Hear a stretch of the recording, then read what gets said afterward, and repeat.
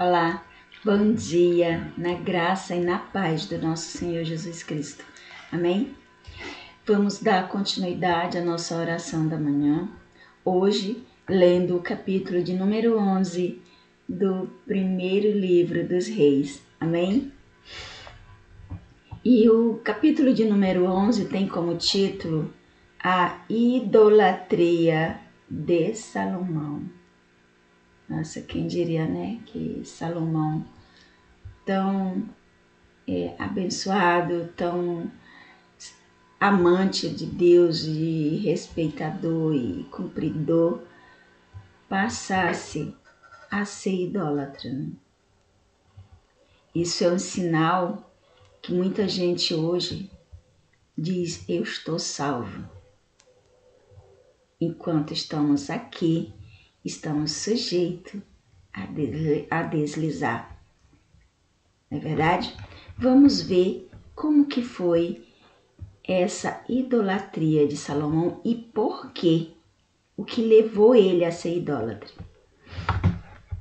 E o rei Salomão amou muitas mulheres estrangeiras, além da filha de Faraó, moabitas, amonitas, edomitas, sidônias e etéias. Mulheres das nações de que havia o Senhor dito aos filhos de Israel: não casei com elas, nem casem elas convosco, pois vos perverteriam o coração, para seguir os seus deuses. A esta se apegou Salomão pelo amor. E casou-se com 700 princesas, 700 princesas e 300 concubinas, e suas mulheres lhe perverteram o coração. Sendo já velho, suas mulheres lhe perverteram o coração para seguir outros deuses, e o seu coração não era de todo fiel para com o Senhor seu Deus, como fora o de Davi seu pai. Porque Salomão seguiu a Astarote, deusa dos Sidônios, e Milcom, a abominação dos amonitas. Assim fez Salomão o que era mal perante o Senhor, e não perseverou em seguir ao Senhor como Davi seu pai. Então edificou Salomão um altar a Quemon, a abominação dos moabitas, sobre o monte que está diante de Jerusalém, e a Moloque, a abominação dos filhos de Amon. Assim fez para que com todas as suas mulheres estrangeiras, as quais queimavam incenso e sacrificavam a seus deuses. Gente, veja bem, Moloque, eu já li sobre ele. Moloque era um deus para eles lá, para o povo lá que acreditava nele, e era sacrificado crianças para esse deus. Era uma fornalha de fogo, aquele fogo ardente, e vinham os próprios pais com seus bebês e jogavam no fogo em homenagem a esse Deus, em oferenda a esse, que para mim não era um Deus, era um demônio, porque onde já se viu. E como que era a cabeça desse pai, o que tinha na cabeça desse pai e dessa mãe para fazer uma coisa dessa. Tanto é que muitos chamam, hoje a gente já não se vê isso, mas na minha época de criança, os pais gostavam muito de chamar os filhos de moleque, moleca, e isso muitos faziam. Minha mãe mesmo fazia isso por falta de conhecimento, porque moleque e moleca é como se estivesse fazendo uma referência a essa personagem, né, que eles tinham como Deus.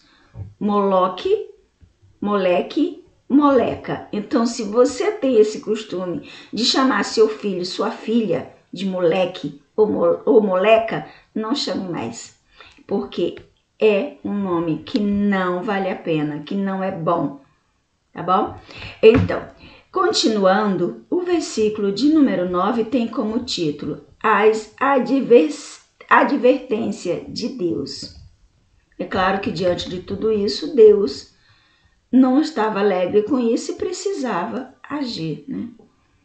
Pelo que o Senhor se indignou contra Salomão, porquanto desviara o seu coração do Senhor Deus de Israel, o qual 2 vezes lhe aparecera. E acerca disso, lhe tinha ordenado que não seguisse a outros deuses. Ele, porém, não guardou o que o Senhor lhe ordenara.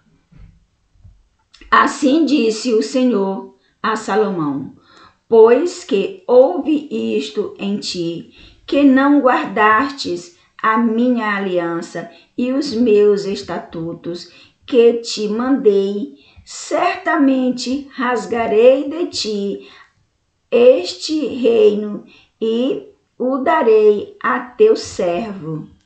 Contudo, não o farei nos teus dias, por amor de Davi, teu pai. Da mão do teu filho o tirarei. Todavia, nos teus dias... já leu, né? O 12. Foi o 12 que você leu? Tá. Porém, todo o reino não rasgarei, uma tribo darei a teu filho, por amor de meu servo Davi e por amor de Jerusalém, que tenho escolhido. Deus suscita adversários contra Salomão. Levantou o Senhor contra Salomão um adversário, Hadad, e o Edomita. Este era da linhagem real de Edom. Porque sucedeu que, estando Davi em Edom e subindo Joabe, o chefe dos exércitos, para enterrar os mortos, feriu a todo o homem de Edom, em Edom. Porque Joabe ficou ali 6 meses com todo Israel, até que eliminou todos os varões em Edom. Hadad, porém, fugiu, ele e alguns homens edomitas, dos servos de seu pai, com ele para ir ao Egito, para poderem Hadad, muito jovem. Partiram de Midian. Porém, Hadad, muito jovem. Sim. Partiram de Midian e seguiram a Parã, de onde tomaram consigo homens e chegaram ao Egito, a Faraó, rei do Egito, o qual lhe deu a Hadad uma casa, e lhe prometeu sustento e lhe deu terras. E achou Hadad grande graça diante de Faraó, de maneira que lhe deu por mulher a irmã de sua mulher, a irmã de Tefne, a rainha. A irmã de Tefne, a rainha, a irmã de Tefne deu-lhes à luz seu filho Genubate, o qual Táfnis criou na casa de Faraó, onde Genubate ficou entre filhos de Faraó. Ouvindo, pois, Hadad no Egito que Davi adormecera com seus pais e que Joabe, chefe do exército, era morto, disse Hadad a Faraó: despede-me para que vá à minha terra. Então Faraó lhe disse: pois que te falta comigo, que procuras partir para a tua terra? Respondeu ele: nada, porém deixa-me ir. Também Deus lhe levantou outro adversário, a Rosem, filho de Eliada, que tinha fugido do seu senhor Hadadezer, rei de Zobá. Ele ajuntou homens e se fez capitão de um bando. Depois do morticínio feito por Davi, eles se foram para Damasco, onde habitaram e onde constituíram rei a Rezon. E foi adversário de Israel por todos os dias de Salomão. E isto além do mal que Hadade fazia, porque detestava a Israel e reinava sobre a Síria. Aias prediz de Jeroboão que esse reinará sobre Israel.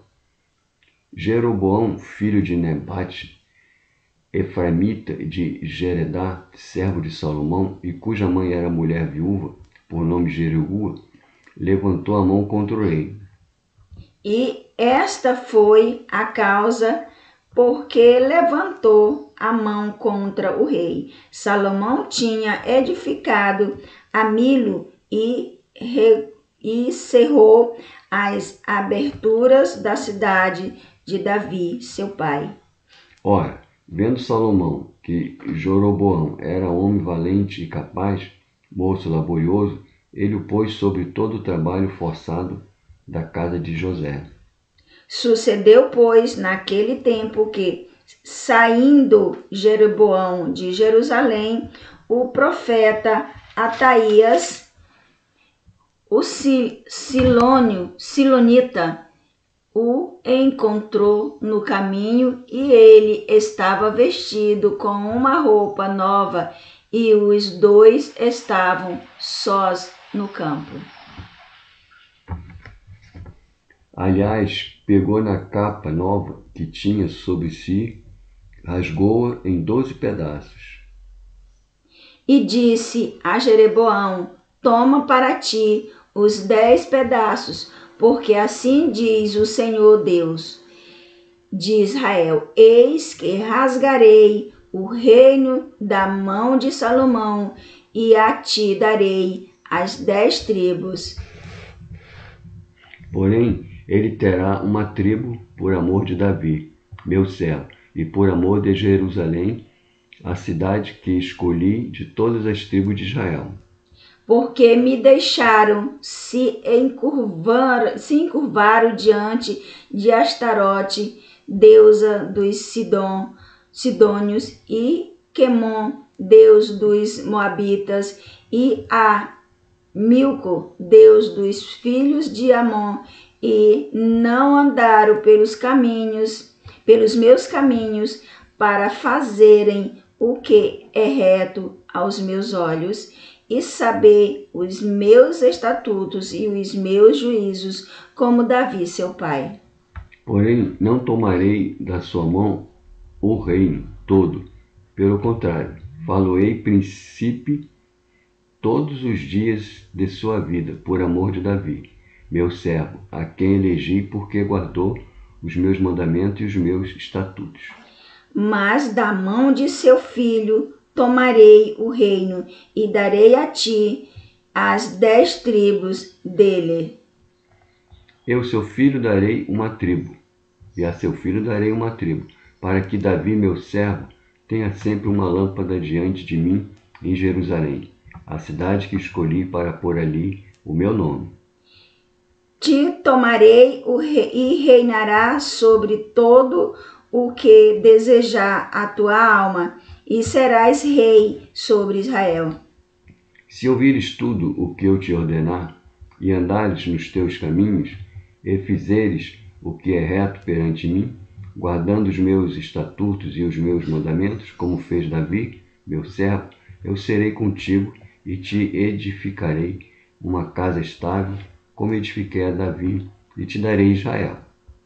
E por isso afligirei a descendência de Davi, todavia não para sempre. Pelo que Salomão procurou matar a Jeroboão, este, porém, se dispôs e fugiu para o Egito, a ter com Sinaque, rei do Egito, e ali permaneceu até a morte de Salomão. O versículo de número 41 tem como título A Morte de Salomão. quando ao mais dos atos de Salomão, todo quanto fez e a sua sabedoria, porventura, não está escrito no livro dos feitos de Salomão? Ele está fazendo uma pergunta, quer dizer, uma pergunta mais uma declaração, porque tem muito mais história sobre Salomão, a história é muito mais longa, que não tinha como ser colocado na Bíblia, mas tem um livro especificamente para falar sobre os atos, sobre os feitos de Salomão. Foi de 40 anos o tempo que reinou Salomão em Jerusalém sobre todo Israel. E adormeceu Salomão com seus pais e foi sepultado na cidade de Davi, seu pai, e Roboão, seu filho, reinou em seu lugar. Gente, quando a gente vê no início da leitura, né, no capítulo de número 1 e até o capítulo de número 10, a gente vê Salomão fazendo tudo certinho, tudo bonitinho, agradando os olhos de Deus, agradando o coração de Deus. A gente diz, esse não vai mudar. Mas o que é um homem fiel a Deus, um homem, digamos que crente, botamos assim, um homem crente, se apaixonar por uma mulher espírita, por exemplo.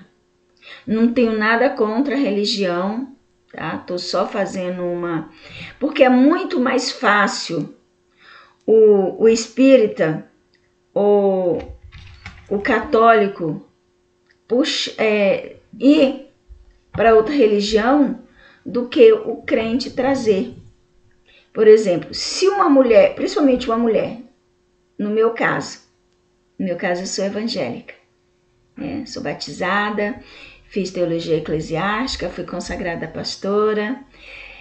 Se eu caso com um espírita, é muito mais fácil ele me desviar do que eu puxar ele. Quer dizer, eu tenho que orar muito, eu tenho que buscar muito a Deus, eu tenho que me concentrar muito para não seguir os passos dele.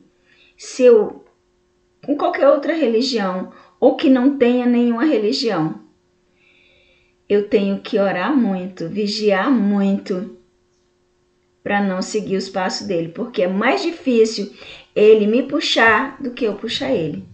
Não é impossível.